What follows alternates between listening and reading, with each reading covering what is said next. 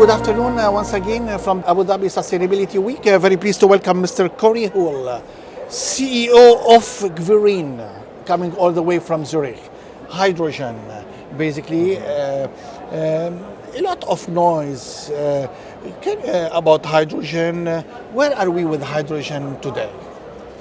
Well, if you just say hydrogen, then I'll say there's a lot of uses already, mostly gray hydrogen produced from fossil fuels, about 100 million tons a year. Yes. Mostly for oil refining, for making ammonia, methanol. Yes, I hear you. Yes. Direct Industrial. refining of steel, industrial applications, exactly.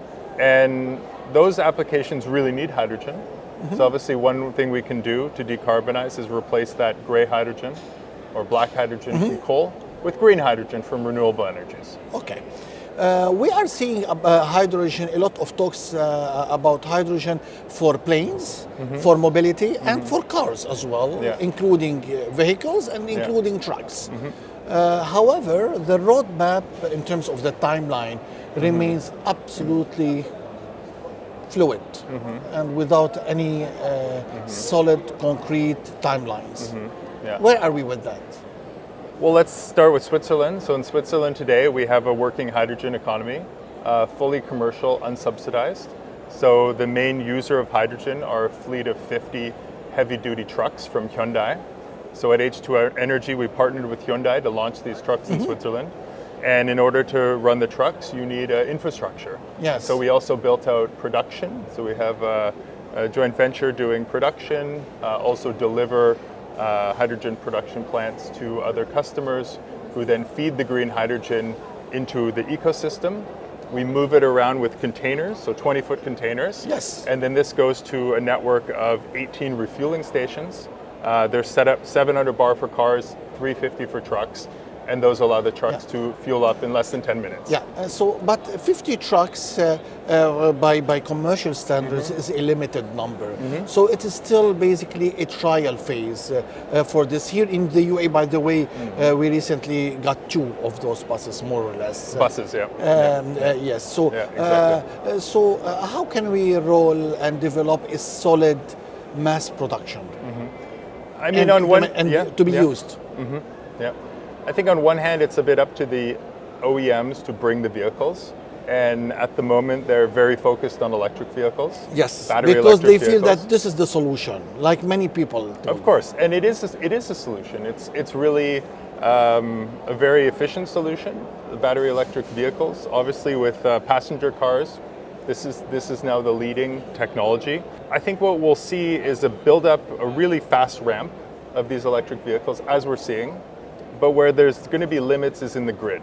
So it's basically how do you get enough renewable energy into the grid when you need it, transfer it to where the vehicles are, and charge them when they want to be charged. And this is really where the limits come. And obviously we can do everything we can to build up our grids, and we should do that. But in parallel to that, as these grid limits come, we can introduce hydrogen into mobility, especially heavy-duty mobility, where it really has a good added value to deliver long range the trucks with across very Europe, short, across the US. Exactly, with really short refueling times. And you're right, it's just really getting started.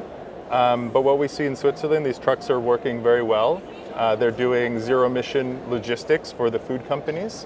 And you talk to the drivers, they're very happy. It drives exactly like an electric vehicle. And in fact, it is an electric vehicle. So it has an electric powertrain. It's just you have a small battery and a fuel cell, and you use the hydrogen to extend the range. So shall we say 10 to 15 years to see them all across the highways in Europe, the autobahns? I think it's quicker.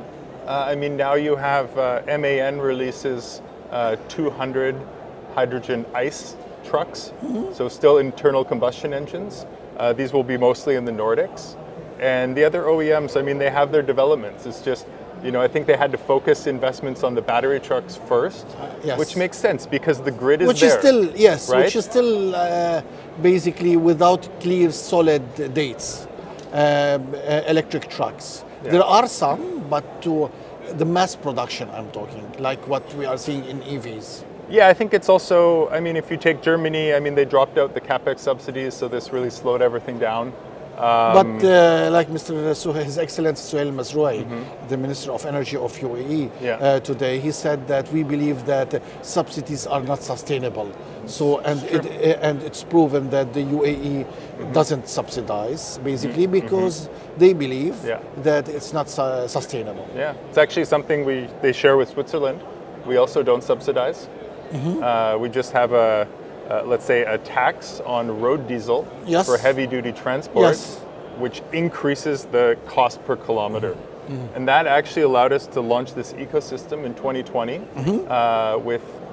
without any direct subsidies. Yes. And these trucks were running essentially on parity to diesel in Switzerland.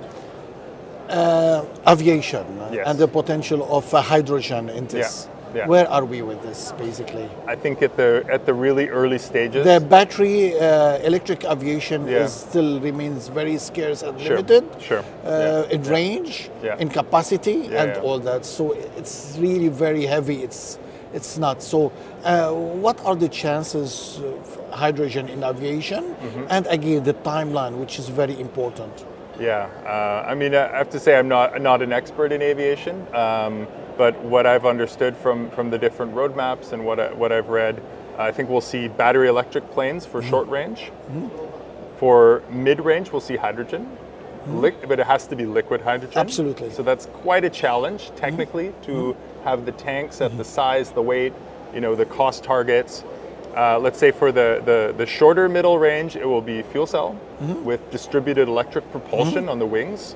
A bit longer range, that'll be turbines running hydrogen. And then, of course, the long range stuff, like the plane I flew to get from Switzerland to Dubai, that'll have to go to SAF, e-fuels. SAF. eSAF. Produced from hydrogen and then with carbon capture. All right. We have been tackling and covering SAF and with all its limitations. And we believe at ESG MENA that the real breakthrough in aviation would be eSAF. Yes. All right. But unfortunately, the top two providers of eSAF, who are one in Germany and one in the US, have been reluctant to answer our questions because we felt that research hasn't had any breakthrough yet in this regard. And there are major limitations in having a solid product in this. Do you think that it's coming soon? I think it's a ways off. I mean, in the end, you also need the vehicles, right? I know Airbus has indicated 2035 correct for their first hydrogen aircraft, and that will be a fuel cell aircraft. Yes. So, but we are far from. I believe we are far from this target. I mean, the good thing about eSAF is it will be a replacement for kerosene. Absolutely, right? And it's more tangible to apply than SAF. Exactly, and it's what you need to for secure the supply chain. Exactly. I think in the end, obviously there's a technology factor. Which route do you do? Do you do Fischer-Tropsch? Do you do the methanol route? I think there's a lot of innovation going on there. But in the end, it's just about having very, very cheap, if not free energy, so you can produce hydrogen. And then actually the biggest challenge is going to be capturing all the carbon. Because unless you capture carbon from the atmosphere, you combine it with that hydrogen to make the eSAF, then it's actually not CO2 neutral. But the carbon tax is coming very soon. Carbon taxes are coming, but they're still very low. And here we're talking about carbon capture. Absolutely. I know what exactly. So we are seeing carbon capture in steel, in the various. This is very interesting. Yeah, exactly. What about other sectors other than transportation, other than industrial, that hydrogen can play an immediate or a major role?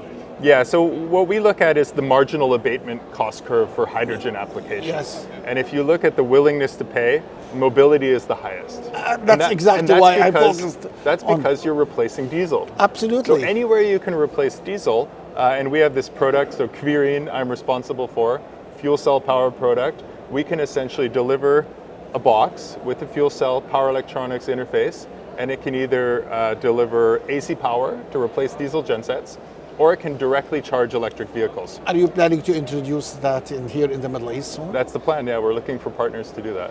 Do you think that the road is rosy for you to apply your products and to roll your products in the Middle East? What is the appetite? I believe so. I think there's such a huge amount of solar energy here. Absolutely. And there's also a huge willingness and plans. You know, Masdar, ADNOC, they're talking about 1 million tons of green hydrogen by 2030. I mean, that's a lot of green hydrogen. Yes. And that's the target, though. It's aimed at decarbonizing heavy industry. Which is a major factor. And the willingness to pay for that is actually much lower. You need to have very, very low cost hydrogen.